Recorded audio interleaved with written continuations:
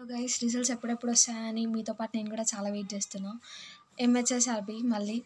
So, మనకొచ్చిన కమెంట్స్‌లో కొన్ని రిపీటెడ్ క్వెషన్స్ ఏంటి అంటే, ఆయుష్ పోస్టులు కోసం ఎవరైనా కేస్ వేశారా అని చెప్పేసి అడుగుతున్నారు. గవర్నమెంట్‌ని ఎవరైనా అడిగిరా అని చెప్పేసి. మనకున్న ఇన్ఫర్మేషన్ ప్రకారం ఆయుష్ పోస్టులు కలపాలి అని చెప్పి 300+ ఉన్న పోస్టులు కలపాలి అని చెప్పేసి అడిగిర్రు, అప్పీల్ చేసిర్రు.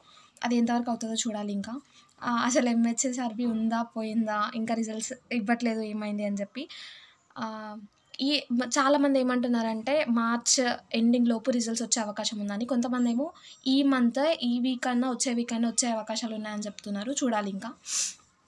సో, ఎలక్షన్ కోడ్ వల్ల రిజల్ట్స్ లేట్ అవుతున్నాయా అంటే, మిగతా ఎగ్జామ్స్‌కి కూడా ఎలక్షన్ కోడ్ వర్తిస్తది కదా! దీనికి వర్తిస్తే మిగతా రిజల్ట్స్ అన్నీ వస్తున్నాయి. మనకే లేట్ అవుతుంది. దానికి రీజన్స్ ఏందో డీకోడ్ చేయాలి ఇంకా. సో, మిగతా జాబ్ అప్డేట్స్ కొన్ని చూద్దాము. పోస్టల్ జేడీఎస్ నుంచి నోటిఫికేషన్ రిలీజ్ అయిందనమాట.